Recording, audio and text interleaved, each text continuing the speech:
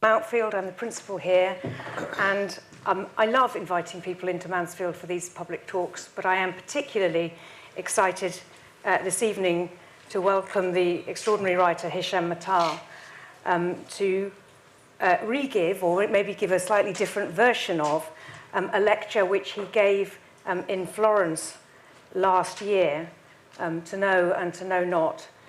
I read it at a friend's house in Italy and said how marvellous I thought it was. And the friend said, Hisham's a friend, we'll get him on the phone. And before he knew it, I had inveigled him into coming. So I'm extremely pleased to have him here. I'm sure he's very well known to all of you, but he is an American, British, Libyan novelist, essayist, and memoirist. His debut novel, In the Country of Men, was shortlisted for the Booker.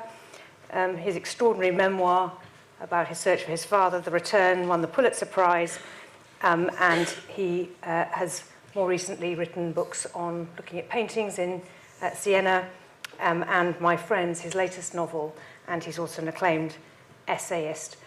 Hisham is going to deliver a lecture, he's going to take some questions, and he will be signing copies of the essay and maybe some of his other books afterwards outside. So please welcome Hisham Matar.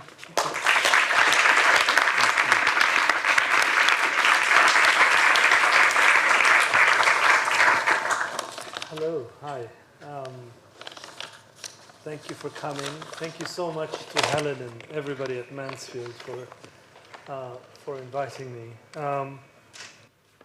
Helen was both right and wrong about the lecture because I'd never delivered it. I was meant to, but I then became so ill I couldn't go, and I remember getting out of bed, thinking, no, I have to go because all these people are waiting.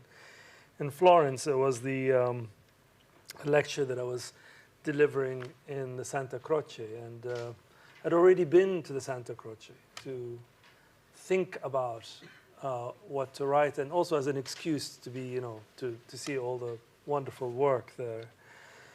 But then as I got up from bed, I felt that I would be able to travel, but that I would leave my shadow behind, that there'll be some kind of separation. And that's when I went back to bed. And I called my dear friend and esteemed colleague, Jeannie El-Hadif, who's a translator and a writer, and I knew she was going to be there, so she delivered it in my place. And then later on, the Cuckoo Press, which is run out of my favorite. This is not a plug for. It's just genuinely my favorite bookshop on the planet. Is the John Sandow bookshop in London. If you're ever there, go see it. It's a fabulous place. And they run this little press, and they publish a pamphlet every year. And being just as troubled by what was happening in Gaza, they said, these pamphlets are usually free, but on this occasion we'll sell these pamphlets, but give all the money to charities working in Palestine. I'm really heartened by the collaborative work that has gone into making this book, because everybody donated their labor and their time in putting the book together, and everything has been done with great care and love, really, from the Anthony Ayer, who's just a great typesetter, did it. And anyway, so that's and I stole one of my wife's beautiful photographs for the cover. So it changed a little bit in putting it together in this format, and so all this to say, this has never been read in public before.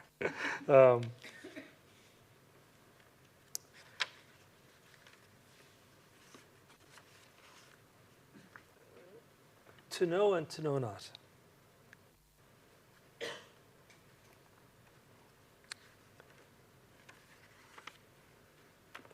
The center. if you are from somewhere else living somewhere else, no.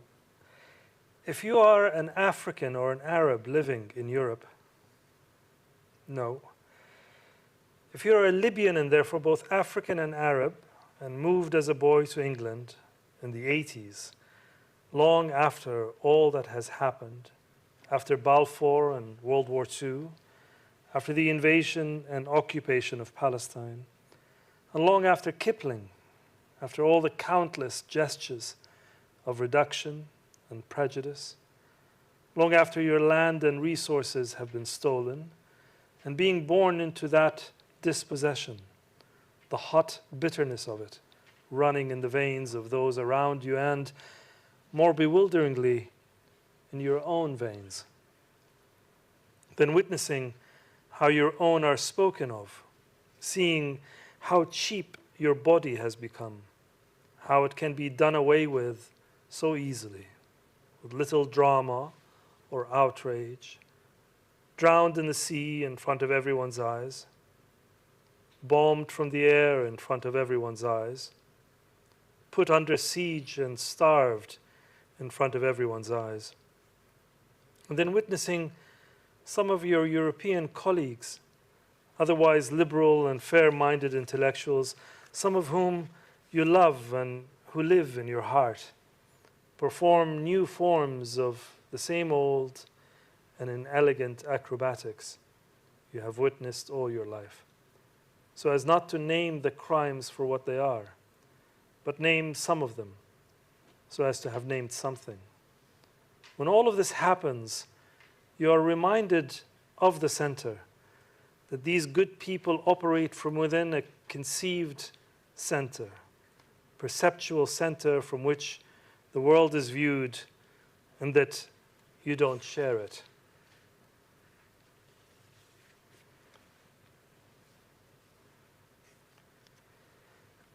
Seeing. I did not learn to read till a year or two after starting school. I had not seen a letter nor knew what a word was till I was 6, when, because I could not make out the blackboard, it was discovered that I had severely poor eyesight. What was curious was that up to then, I had not complained. I believed my vision was the same as everyone else's. Television was a radio with flashing lights, and the family gathered around it the way people might gather around a fire. The world was without lampposts. A tree appeared and loomed large, its bark textured and vivid, only once you approached it and were within touching distance of it. It seemed as though people and things belonged to a giant mass, a shy mist from which objects emerged only when called upon, appearing when apprehended, and then evaporating the moment one walked away. Trees and the fruit they bore belonged to that mist, which then seemed the essential matter of life. The sea was a pool of color, an inkwell that did not exist in particles but as a single substance. And when I was far from the shore, swimming in the deep, I believed my vision to be perfect, that I saw the world as it really was.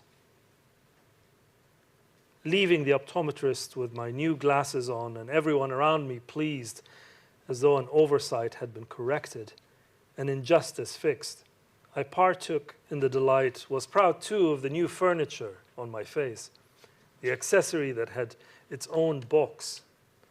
All this was easy and straightforward enough. The thing I could not explain, however, was that this exacting world did not correspond to what I had believed the world to be. Clear vision struck me as a corruption. I had to contend with the violent, hard edge of things, where the geography of each object and person was distinct, their borders fixed, delineated into a specific terrain, where each thing and each one of us really did start and finish so precisely. Before, When I placed my hand on the table, it merged into the wood. Now the table and my hand were easily distinguishable.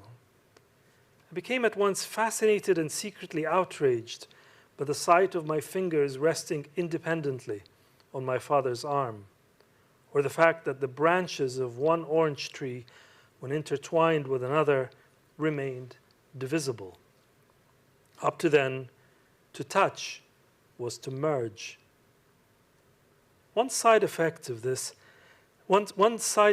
had on me was that I could not stop from counting the number of leaves, the number of grapes in a cluster, the grains of sand when I lay on the beach, the bricks of a wall, clicking my teeth to mark the passing of each lamppost as we drove along Tripoli's corniche, as though now that the world was in sharp focus, it required accounting, that all of its objects needed to be surveyed. I knew, even back then, that this was for my own benefit, that if I had any hope of acquainting myself with all the new things that I now was able to see properly, I had to find a way to exact some sort of authority over them.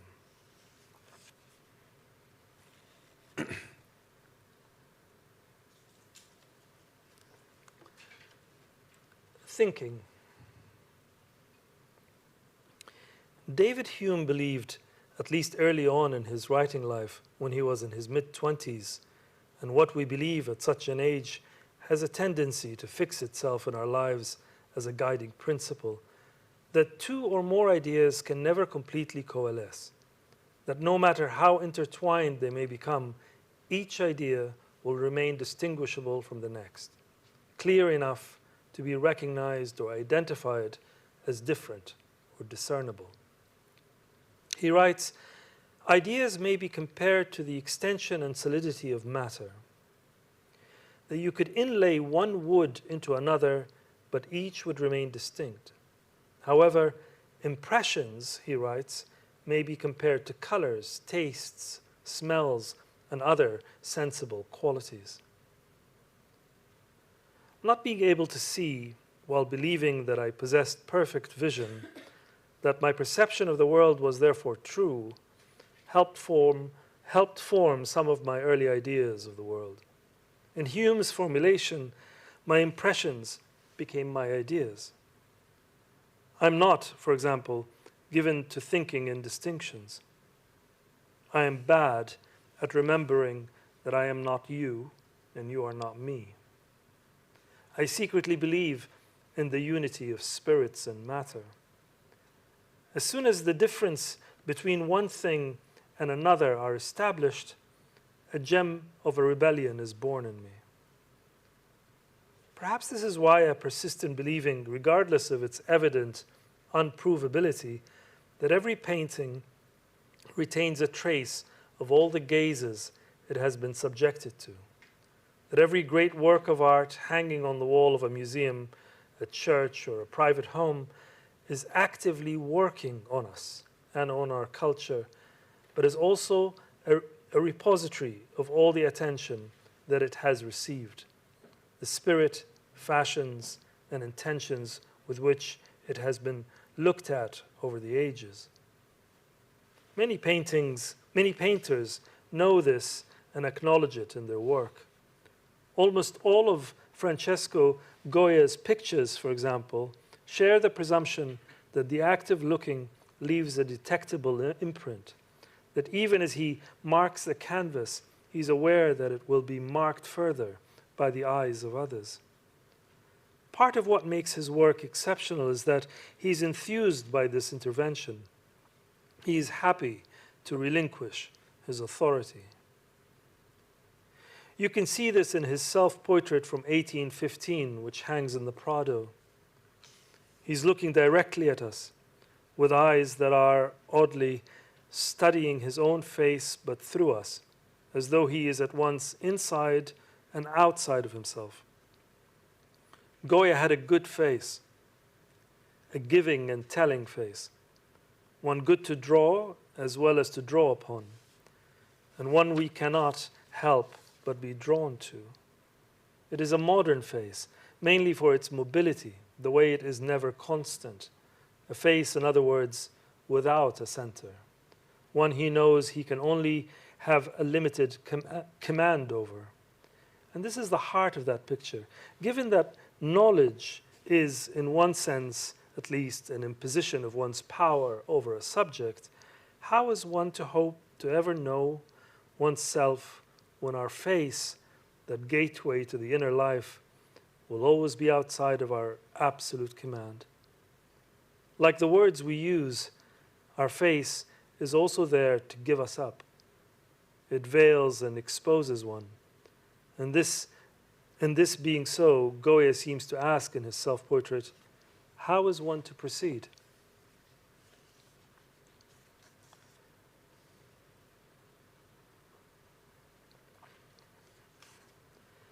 Faith.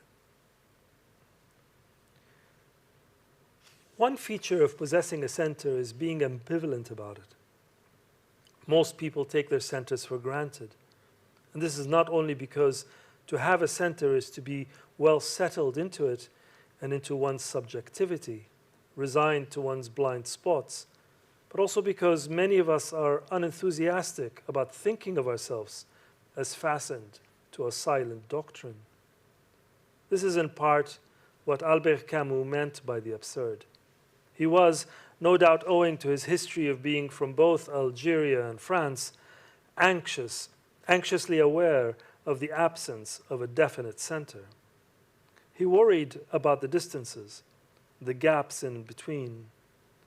For instance, the inconsolable discontinuity that stands between finding meaning in our individual lives, in our work and family and community, and yet living in a seemingly meaningless universe. How could one care so much and so specifically about one's own children, for example, while not knowing what the meaning of life is or how we came to be here? This contradiction troubled and fascinated Camus. Yet he, like Saint Augustine, the man he enjoyed referring to as the other North African, quietly resigned himself to the belief that the heart is the only possible place to find one's center. Or not to find it, but to build or conjure it. For St. Augustine, this was done by drawing in God. And behold, thou art there in their heart, in the heart of those that confess to thee. For Camus, it was through an enlivened and playful suspension of belief. I don't believe in God, and I am not an atheist, which was outwardly rebellious while being intimately engaged in a private lament, regretful of the terms, wanting instead a different kind of language with which to speak about such matters. Muhyiddin ibn Arabi, 13th century Arabic philosopher, who was interested in the quintessence of things, the root particle of existence or an idea or an individual object, the most radical foundations of a thought, was also concerned about this question of what it might be to know something and what it is we believe we have possessed once we have come to know a thing. Knowledge as faith, or faith as the creation of knowledge, the making of a center, and a center as a gesture of faith. He approached all of this with a bold skepticism. Everyone praises what he believes, he writes. His God is his own creature, and in praising it, he praises himself. Not only was Ibn Arabi unenthusiastic about a clerical hierarchy and believed instead that every individual has unmediated access to the divine, a notion that is foundational in Muslim theology, he also suggested that one's religious faith doesn't really matter, that your doctrine is merely the means of travel, and that there were clearly a multitude of paths. In our modern age, Ibn Arabi was a believer who had a democratic ambivalence about his faith. His book, Fusus al-Hikam contains some of his most influential ideas on mysticism and philosophy. The word hikam means wisdom or learned knowledge. But the word fusus, which fascinated Ibn Arabi, is harder to translate. It is sometimes interpreted as ringstone, bezel, or seal.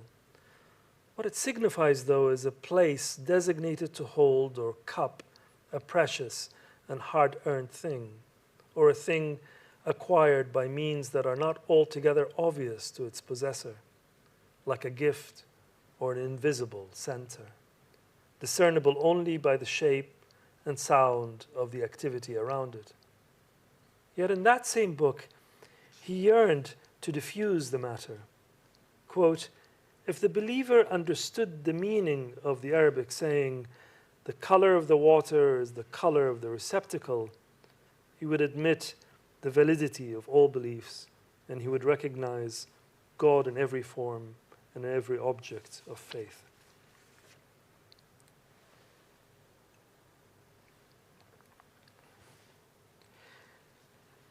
Knowing. The way the world appeared before I wore glasses, at once whole and made of parts that grew into focus once one called upon them, as though by a rule of attraction, so as when one approached closer, they responded, ended, or at least was heavily compromised the moment I put on my spectacles. Things appeared flat and uniform. Objects were in blunt focus and of equal importance and significance. This, in the early days, infected me with a quiet panic, as though to see was to endure, to function under the inquisitive as well as social demands of the visible world.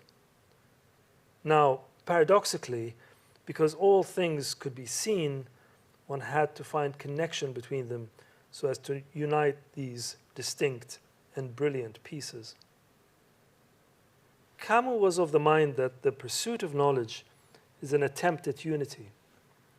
That knowledge is, in part at least, where disparate fragments are brought together in a state of harmony. Knowledge as an organized and stable condition. Abdel Fattah Kilito, maybe not so familiar, you might not be so familiar with him, wonderful Moroccan essayist, contemporary. Abdel Fattah Kilito, yet another North African, has exactly the opposite idea. According to him, to know is to shatter, to pull apart. A state of knowledge is an exposure of a diverse cosmology that claims to unite a whole. One of the themes that Kilito may be thinking about here, which is a discrete but abiding motif across his work, is the tension between freedom and obligation, the liberal facilities of the mind against the weight of history, our opinions and beliefs versus our liberty and imagination, the artist as inventor and disruptor, but also as inheritor and propagator. Perhaps knowing is not about authority and not an act of containment, that when an author sits to write a book, it is not because he or she has achieved full command over the subject, but rather that it is at that point that the unpredictability and variance of the subject or theme or idea have fully taken hold. In other words, perhaps writing is not the summation of knowledge nor the condensing of experience in a concentrated fashion that tolerates nothing outside the boundaries of its focus. Perhaps writing and words highlight the distinctions, the meeting places, and that this is why words, like faces, are uncertain, unfinished works in progress, forever being made and unmade by our history and our culture, absorbing meaning and our declared and undeclared intentions. And what we glimpse of them is, by definition, passing. Hume, Ibn Arabi, Camus, and Kilito, not unlike Freud and Marx, were thinking about proximity. To what extent one's intimacy with a subject can reveal or distort one's knowledge of it? To what extent does an idea change another? Can we know what we know too well? The self you know, Freud troublingly wrote, is hardly worth knowing. For Marx, knowing a thing too well is only the first step. True knowledge comes from the world, and it is only by generalizing our particular experience that we can understand the general and therefore hope to live a life that reaches beyond ourselves, he maintained. One of the most frequent responses people make, in Britain at least, and certainly before these last 2 troubling years, to Israel's occupation of Palestine, is to say that it is complicated and that they don't know enough about it. This is curious for several reasons, not least of all because Britain was a key architect behind the foundation of Israel and remains still today closely involved with Israeli military and intelligence. And for the past 80 years, the Israeli-Palestinian conflict has been prominent in the news. Many books have been written on the subject, countless debates have been had, numerous films, plays, and film programs have been produced. It therefore makes one wonder what it is that people believe that they have possessed by claiming not to know enough about something. What facility or freedom does not knowing enough provide? And what would enough knowledge resemble? How much knowing is enough?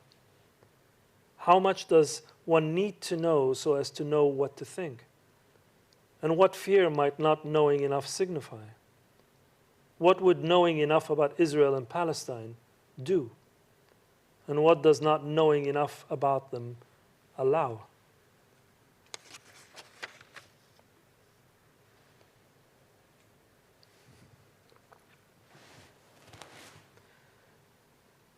Not seeing.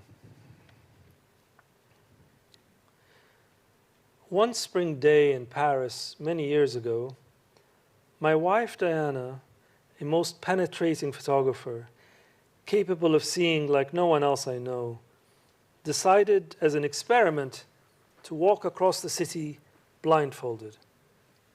Arm in arm, I guided her through the streets and parks and across bridges. Everything she heard and smelled and felt on her skin became acute over the hours. And I remember the strange, uncanny sense I had of her inner life, her consciousness in the dark beside me, and the weight of responsibility I assumed so naturally for the welfare of her body, moving amid people and traffic and trees, always knowing enough and always not knowing enough.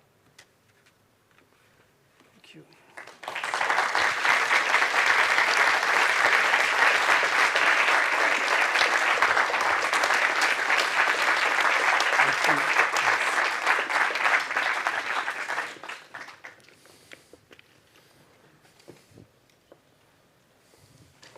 Thank you, Hisham. I wonder what motivated that as the subject of this essay. What made you think about knowing and not knowing as a thing to write about? I actually, I'd read someone I know and care a lot about wrote a piece in the press about the encampment at Columbia. Mm-hmm. And I felt they completely misread the situation. And it made me think about this, how it is that you could be encountering someone with great sensitivity and knowledge about other areas, but then suddenly, when it comes to the subject, can display extraordinary levels of I don't know how else to call it really. It's a kind of stupidity, but it's allowed, you know. It's like you could afford not to know about the history of Palestine and Israel. And so it got me thinking about this question of the center. And it really just from there moved to my own a kind of a sort of a sketch of an autobiography of my own awareness of the world and of the physical world and of my not knowings, you know, in some sense. That's how it started. But it's like a walk, you know. Writing for me is like taking a walk. It's not. I don't have a thesis before. It's sort of, I follow my nose and curiosities in that sense. Yeah.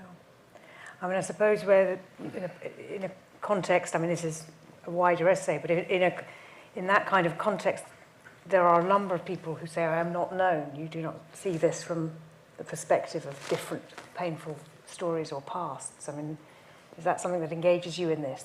Sorry, you mean? Well, I mean, when people say, "I don't know enough about the Middle East," they're often saying, "Well, there are overlapping stories of pain and dispossession and not being seen." And how do you mediate those things? Yes, no, I think oftentimes it's meant well. People are worried about saying the wrong thing, hurting. They don't know who they're speaking to. So I'm also interested in these kind of claims of ignorance that are not necessarily genuine, because I think a lot of people say, "I don't know enough," actually do know quite a bit, right? They might not be world authorities, but that's not the context that these conversations are happening in.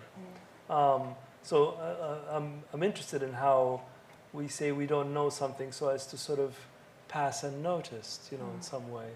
And I suppose, I don't know if I could put it this way, but if there's like a deeper sort of hope in these fragments that I read to you, is situations where we might speak to one another without that danger, you know, where we can actually speak with our ignorances, you know, present. Yeah. Right. Hisham has said that he will take questions or observations from the room, so I wonder who might like to start. Can I see a hand here? And then one at the... It's always worrying when a hand comes up and then one away. at the back. I've had special complaints from people who attend who it isn't not apparently the microphones. It's my instruction about the microphones. When you ask a question, please can you keep the mic quite close to your mouth so that everyone in the room can hear it. Thank you. Thank you very much. I only shot my hand up because an idea came to me immediately the minute before. Wonderful. Between seeing knowledge as getting to the quintessence of things and knowledge as shattering and pulling things apart, it sounds to me from your pamphlet that you're pitching yourself somewhere in between those two.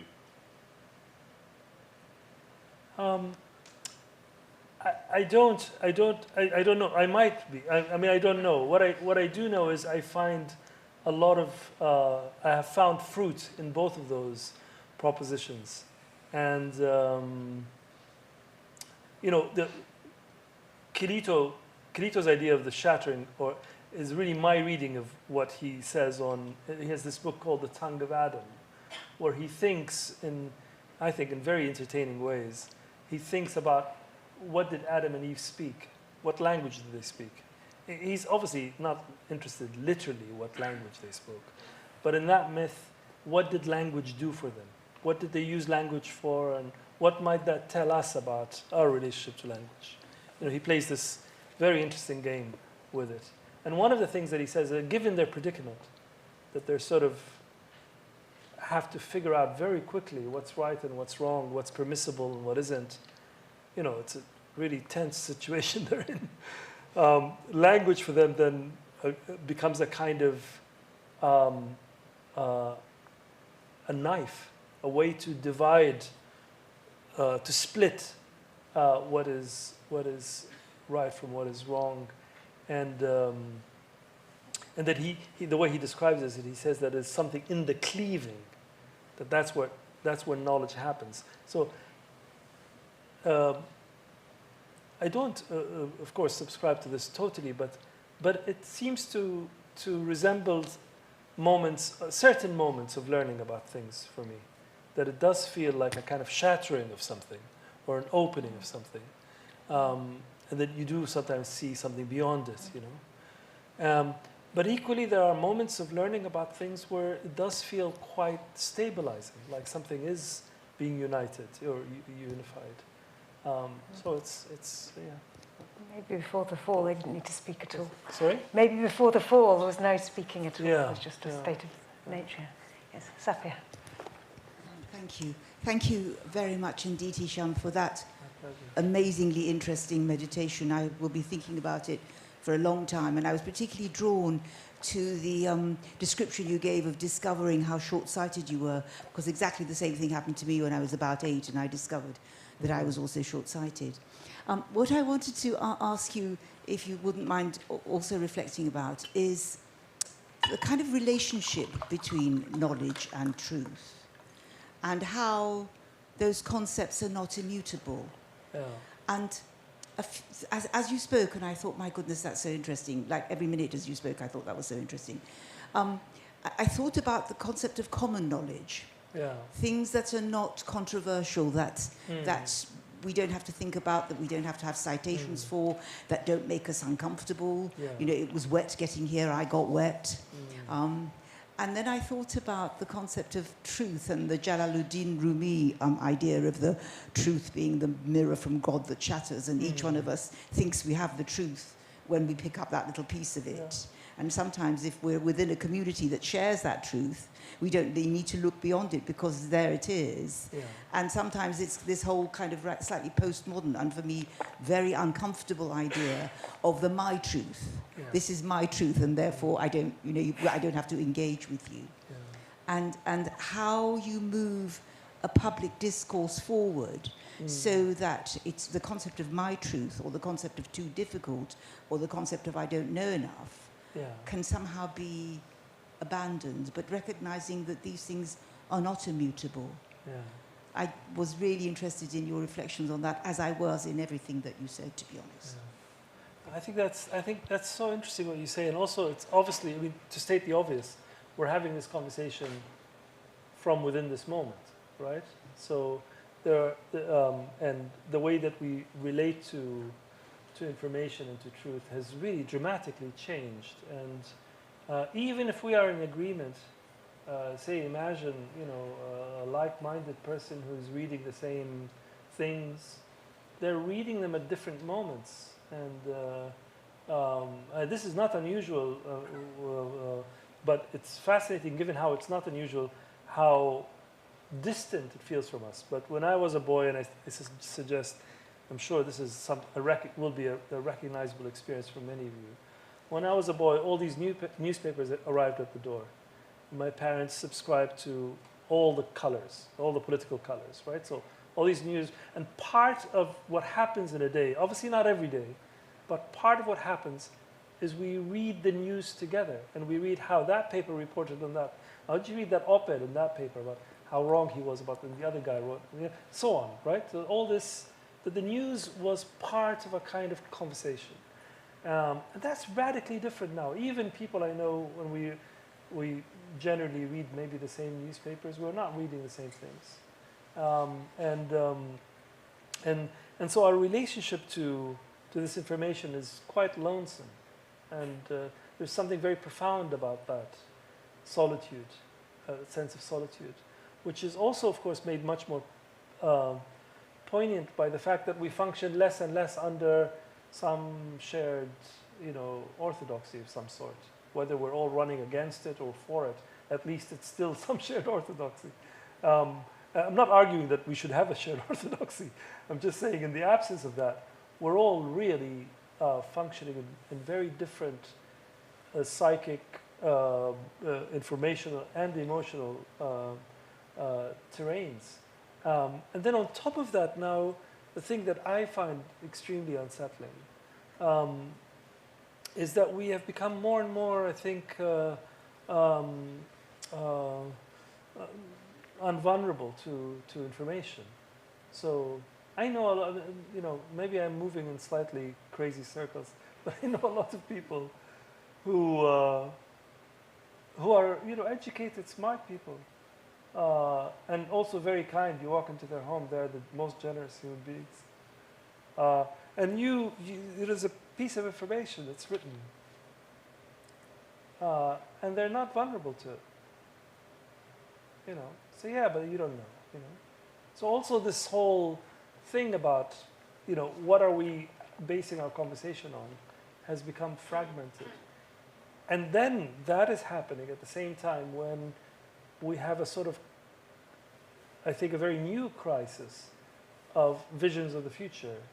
We don't seem to be having visions of the future. We have great anxiety about the future. But I think it's a new thing, this. I mean, at least in living memory, we've always had some sort of idea, some sort of vision. Might be terrible visions, but still visions nonetheless, of the future. And so this kind of general sense of a fracturing of the texture of life, you know, how we are getting our information, our bonds to one another, our bonds to facts. And I think it is causing great private agony, you know, even people who don't see this as a problem or who are excited by it. I think there's something about these divisions that are complicating our relationship to nature, to one another, to history, to facts. Oh my goodness. You'll have to hand the microphone to somebody and see where it lands. Maybe this lady at the front here in green, and then, yeah, maybe just hand, yeah, this way. Thank you so much. Thank you so much for this very inspiring talk. I also found it personally resonate to my own learning experience because I previously studied in China and then came to Oxford. I feel like all my previous ideological frames sort of shattered, and now I come to a place where I don't know what to kind of hold on because many days, many interesting happening, but then I don't have the center any longer. I feel like many interesting things are worth exploring. And then my question is about what do you think is the function of like ignorance in pursuing, in sort of helping people or like rebuild their center of knowing? Because I really like your metaphor about walking in the blind, and it seems that although it is kind of ignorance, but also it cancels a lot of noises and then enhanced some other ways of sensing. Yeah. I'd like to hear more about your elaboration on that point. Yeah. Thank you. To state that perhaps, I hope by this stage is obvious to everyone, I really don't have any problems about ignorance. Ignorance doesn't bother me at all. What bothers me is a lack of curiosity. I mean, ignorance can be a great sort of motivator, you know? So more and more, I think I'm starting to agree more and more with Spinoza has this lovely suggestion that intelligence is curiosity. It's not, intelligence isn't the amount of facts that you know and have to hand, or your grades, but intelligence is your will to know, right?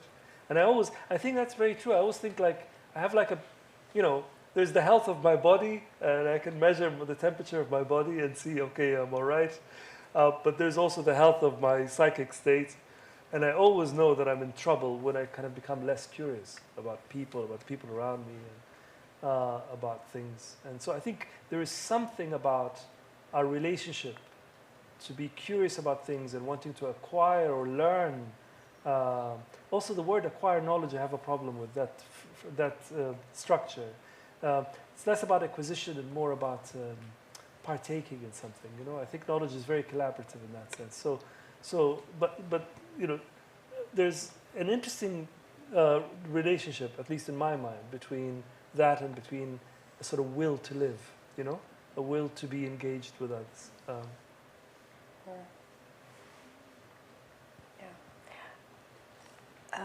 Yes, Liz, there are all sorts of hands there, but you have the microphone, so off you.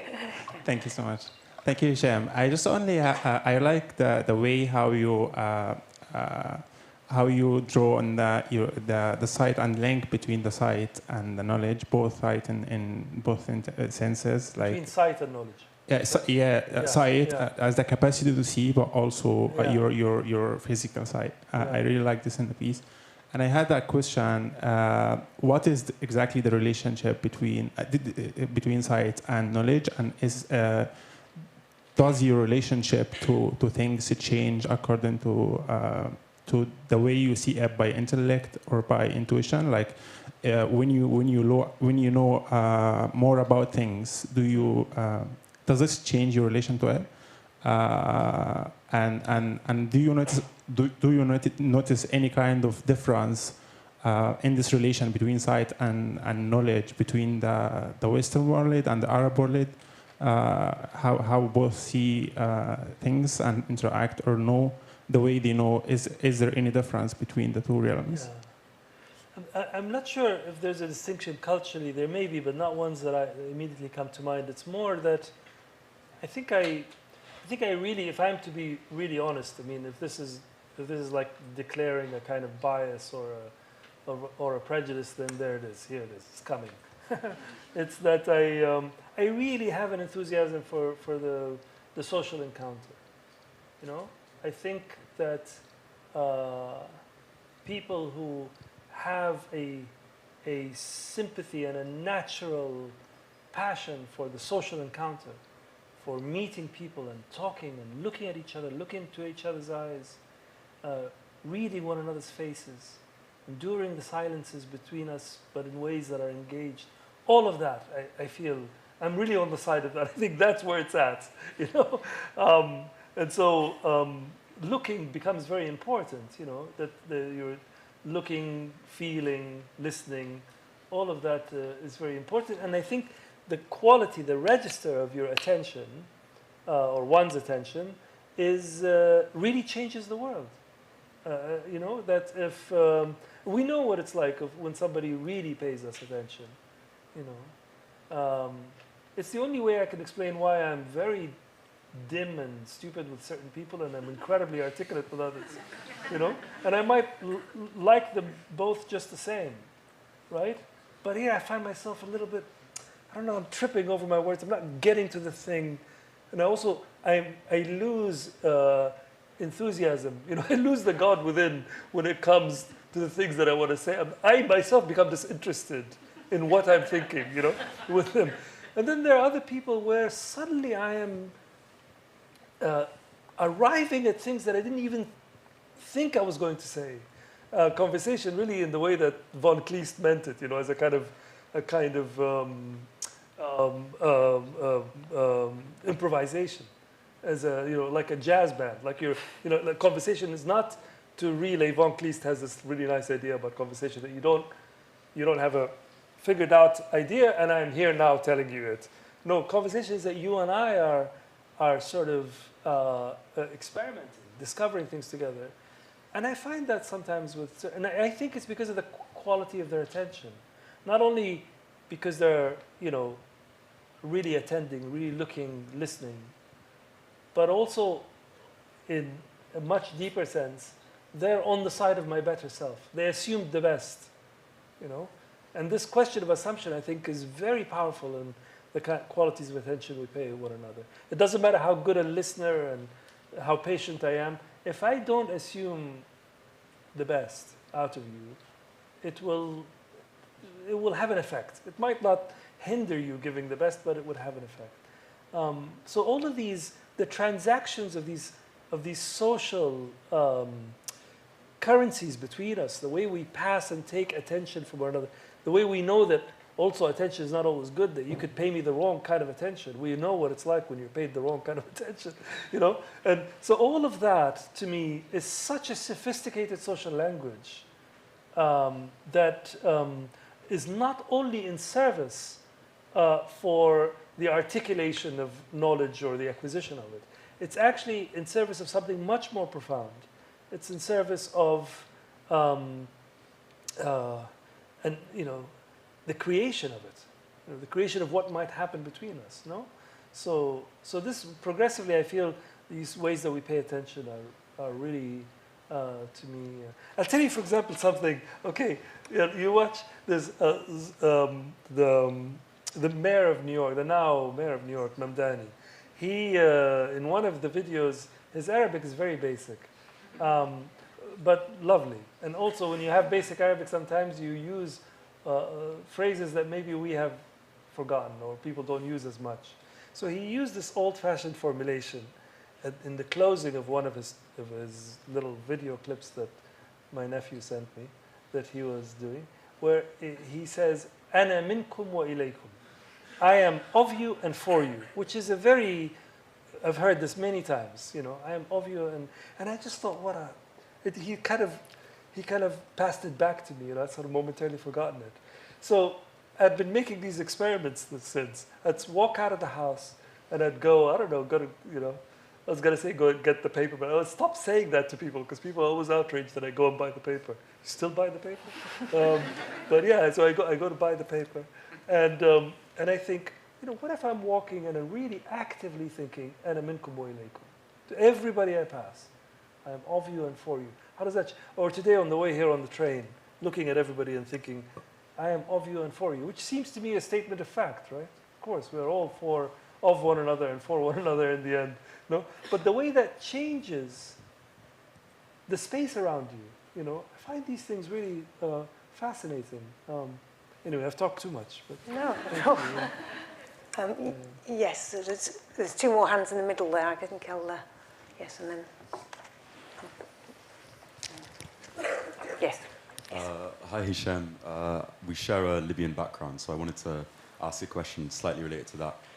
Sorry, say that again. I missed that. I said that we share a Libyan background, so I wanted to... okay. Hello. Sort of, hi. So I wanted to ask a question about that. You said earlier about sort of the difference between having a terrible vision for the future and an anxiety for the future. And I find a lot of the time when I go back to Libya and speak to people of my age group, it's either that terrible vision or that great anxiety. So I just wanted to ask, what do you see as the sort of difference between the two?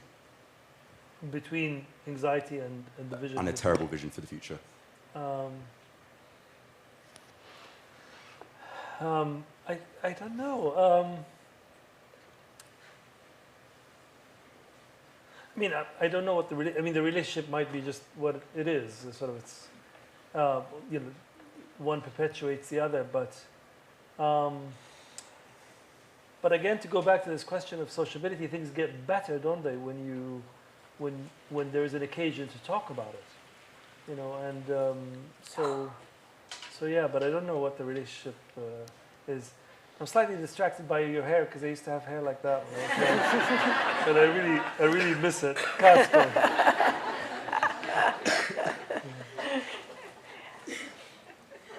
Yeah. Thank you, though, for your question. I was just thinking about when you were talking about the loneliness of the way we experience news or opinions. That may be part of the feeling you don't know enough, and you're frightened of not being of and for other people if you get outside that filter bubble. So you don't know how to make those connections. It might challenge your own pains or your own fears if you do that. And So you decide to just be anxious in an unspecified way instead. Yeah. And also, I mean, I don't want to, you know, I hope I haven't been sort of giving you such a dark vision of things because also, there's just, it's incredible how in the face of all these things, how many people are energized and collaborating over, you know, really positive things, whether here or in Libya or in America. Yeah. Okay, with that hand, and yes, and then there, and then I think I have to call it to a close. But Hisham will be signing copies of the book, so if people want to talk, they can. Yeah. So yes, the person in the stripe first. Yeah.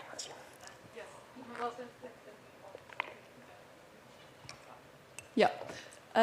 It was very interesting what you said about kind of this idea of the condition of solitude that we're in the current day, because I think your writings provide such an antidote to that, the kind of generosity of the I am of you and with you, that's something that really comes through in your writing.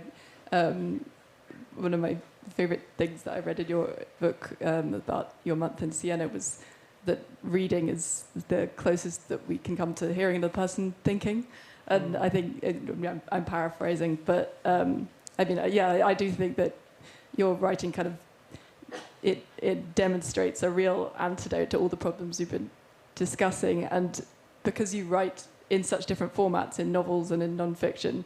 Do you find that you are thinking about what kind of knowledge you're communicating in novels versus your non-fiction writing? Do you think is it a different impulse that drives you to write in fiction versus non-fiction?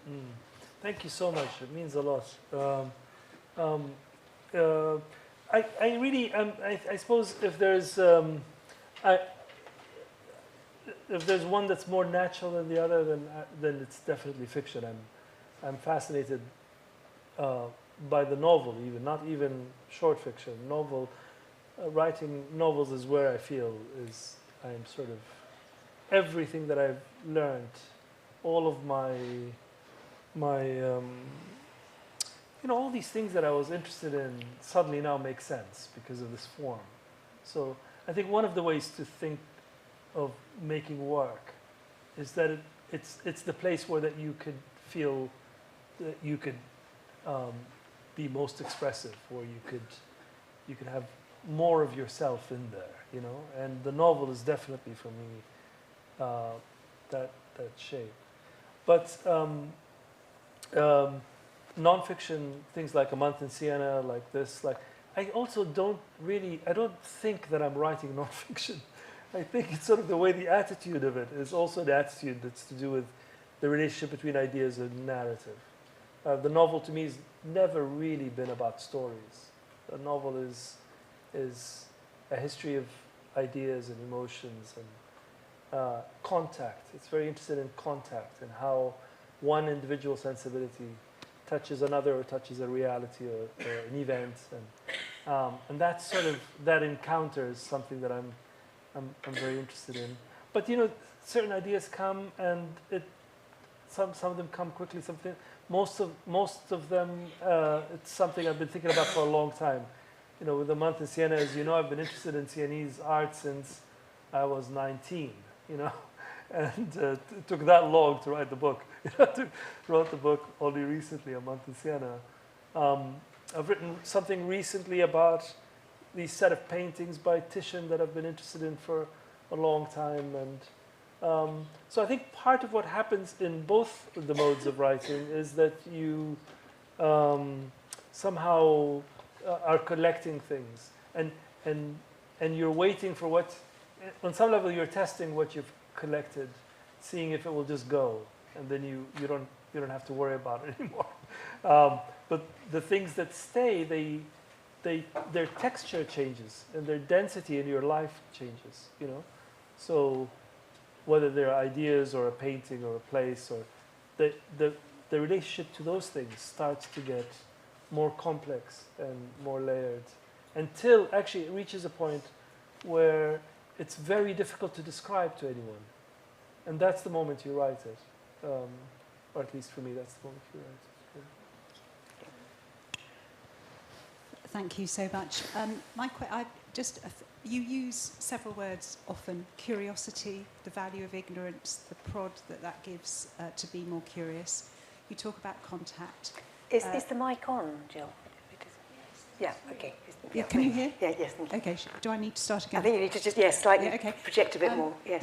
There are words that you use often, which which prompted me to ask a question. Curiosity, the value of ignorance, the prod that gives, those people who feel they just don't know enough about something, but perhaps that prompt comes from fear as much as the level of knowledge that they have. I'm thinking of my friends and what happens when a boy suddenly finds himself participating in activism. What would a conversation be like if we could get past that feeling that it's too dangerous to know enough or it's too difficult to know enough? How would we have to persuade each other that it was safe to have that conversation? And where would it take us? Would it actually improve our sense of the situation, or would it make us feel more lost, given that there are so many threats to the ability to be able to make a difference, to participate fully? It's such a good question. I mean, I suppose the thing that immediately comes to mind is that we are already educated into it. I mean, if you've ever fallen in love, in a sense, I think love is, the state of love is not the acquisition of love for ourselves, it's also, or the giving to, but love itself is an education towards this, towards the ways in which that we have to deal with the unsayable. Like, I think what's really fascinating about love is that in the depths of it, or the heights of it, you know that what you're feeling is unutterable. And the other person, if you're lucky and it's reciprocated, the other person, it's also unutterable, you know? I think that's why there are no arguments like the arguments between lovers, because they're always misfiring. You're always saying the wrong thing, and then it's said, you know? So I think something about what you're saying makes me think of that in a sense, the public conversation, I think, doesn't regard perhaps the private education that we feel in all the sorts of loves. I don't mean just one, I don't even mean amorous necessarily, like classically amorous love. There's all sorts kinds of love. And what is their educational value in how we deal with one another and how we transact things that we feel very powerfully but are not necessarily always very easy to say, you know? Also, the fascinating thing about it is that we also know that all states of love, that are really passionate states of love, whether to your partner or to your child or to your parent or your sibling or your friend, you know that the most powerful things that are exchanged rely on translation.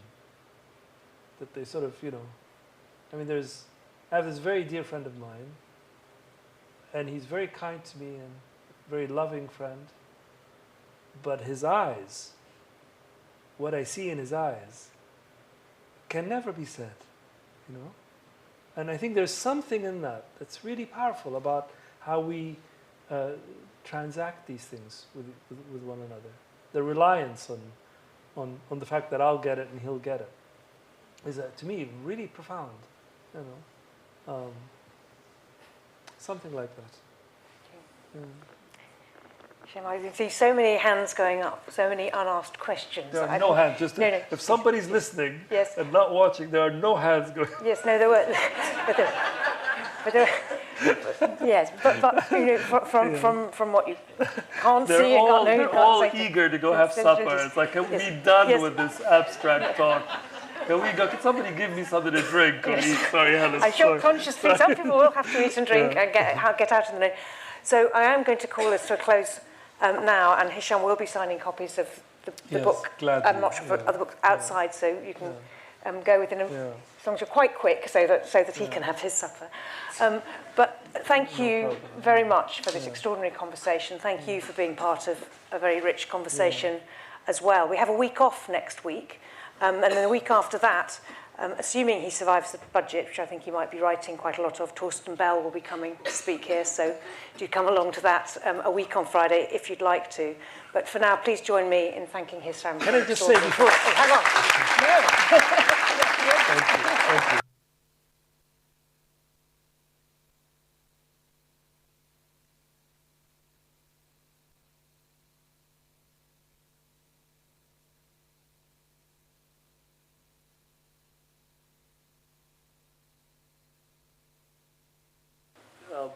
Stayed here.